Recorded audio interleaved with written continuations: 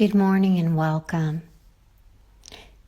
I'd like to begin by saying that however you find yourself as you come to this moment, whether you're feeling really well and grounded, or whether you might be really struggling with anxiety or depression, loneliness, or all of the above, I'd like to begin by first offering to you the words of grace and peace.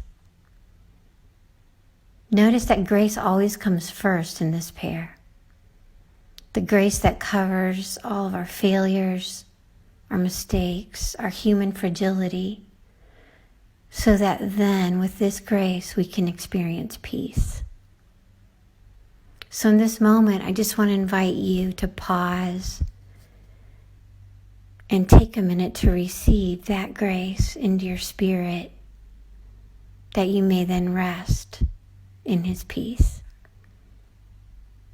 The focus of the last mental health session was the concept that what we believe about our circumstances has a lot to do with how well we do or don't cope with those same circumstances. And in this belief, hope is a central and necessary component of good mental and emotional health. There is no wellness really without it.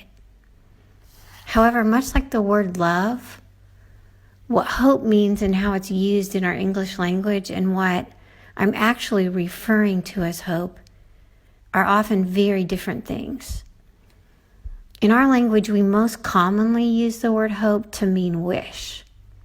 So for example, I hope that this morning when my kids come downstairs for the day and see the kitchen, they'll be inspired to take action. I also hope that my neighbors won't decide to mow their lawn while I'm having a quiet moment in my yard today. I hope the grocery store doesn't run out of coffee, ever. Or more seriously, I hope that we can pay our bills in the coming days and months. I hope people I love don't get sick. I hope it'll be soon that we can all see each other and be together again. And while there's nothing wrong with wishing for these things, for wanting these things, and it's very human, this kind of hope is not anything you can actually count on.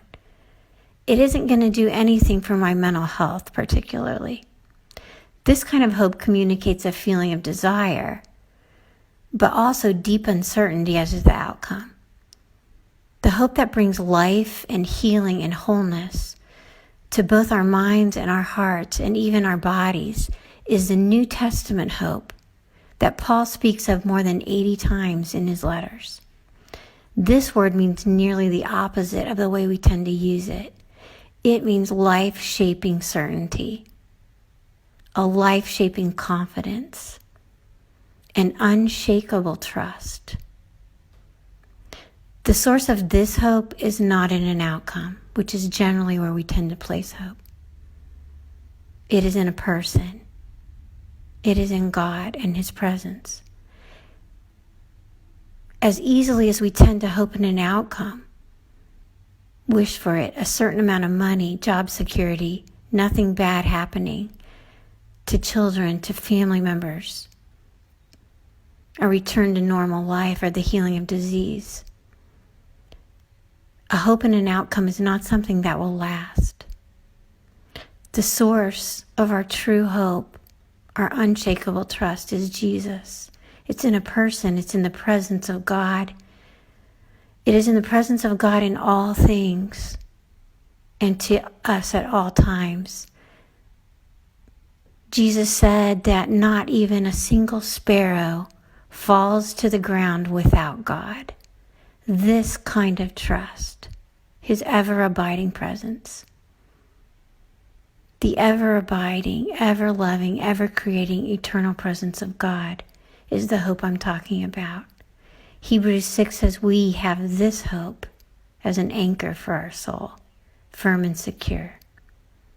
So I'd invite you in this moment with me to re-anchor your soul in the hope that does bring healing and life and wholeness.